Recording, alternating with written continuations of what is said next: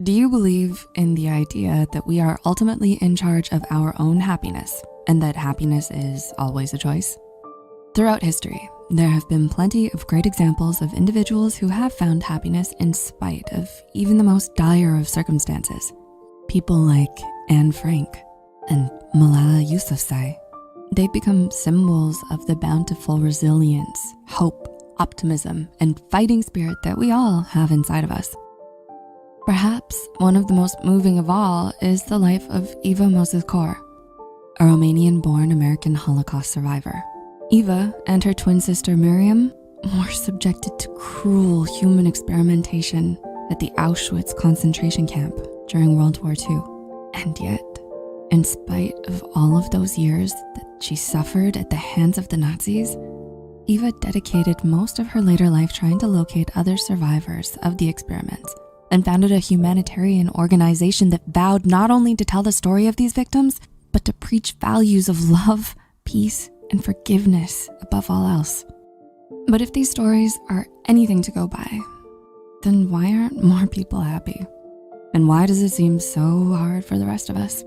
Well, psychology tells us that it's not actually that simple, and that there's a lot more to happiness than we think. In fact, some people can even fear happiness and become addicted to sadness instead. But with that said, here are 6 psychology-backed reasons why you might be addicted to sadness. Number 1, learned helplessness. A concept first studied by psychologist Martin Seligman. Learned helplessness is defined as a sense of powerlessness, often arising from a traumatic event or persistent failure to succeed, that tends to develop into depressive and self-destructive behavioral patterns and tendencies. Simply put, learned helplessness is what happens when you've been chronically abused and traumatized to the point where you no longer believe it possible that things will ever get better. Tragedy and suffering have played such a large role in your life for so long, you start to think there's nothing you can do to change things for the better anymore. And you become resigned, hopeless, and addicted to sadness. Number 2, positive reinforcement. Another reason why we may become addicted to sadness is if it is positively reinforced in us.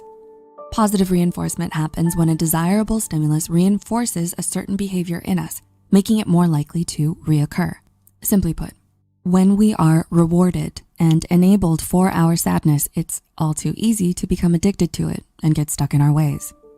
An example would be if constantly playing the victim and needing to be saved from your own sadness is the only way you've learned how to get close to others and gain the care and attention of your loved ones. Number 3, choice theory.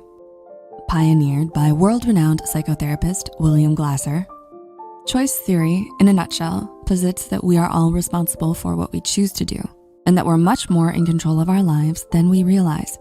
In fact, Glasser once famously said that we choose everything we do, including the misery we feel.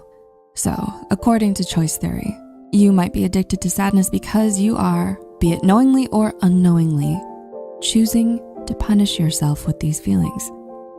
So think long and hard. Is there anything you feel guilty about in your life that might cultivate such feelings of self-loathing? Number 4, unhealed trauma.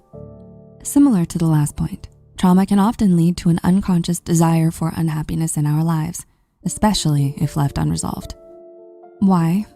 Because more often than not, those who have suffered a traumatic experience have a hard time moving on from their past and instead fall into the trap of denial, negativity, and self-sabotage. They become resistant to positive change because happiness, safety, and security just seem so scary and unfamiliar to them now. In their minds, happiness is fleeting and transient, so why bother trying to chase after it when you'll only end up disappointed? Number 5, low self-esteem. Some people also become addicted to sadness as a result of having low self-esteem. Deeply rooted insecurities and a lack of self-worth can lead them to believe that they don't deserve to be happy. They're extremely harsh and critical towards themselves and often find it difficult to overcome their own sense of self-pity. They're quick to blame themselves for everything that goes wrong in their lives, even if they have no control over it, and are often plagued by feelings of worthlessness and inadequacy. And number 6, undiagnosed mental health issues. Finally, but perhaps most importantly, a hyperfixation on one's own sadness can be a key indicator that someone is suffering from an undiagnosed mental health issue. Whether it's anxiety, depression, PTSD, borderline personality disorder, or something else entirely. People struggling with an undiagnosed mental illness will have a harder time than most regulating their emotions and overcoming feelings of sadness and distress. And the longer they go without getting the help they need, the harder it'll be for them to overcome their mental illness. That's why it's so important that if you or anyone you know is struggling with their mental health, to not hesitate to reach out to a mental health care professional right away. And if you relate to any of the things we've mentioned here and feel it applies to your situation right now, seek help and open up about it to someone you trust. The sooner you can break the habit of being addicted to your own sadness, the better your life will be. So, what's your reason for being addicted to sadness? And how do you plan to overcome it?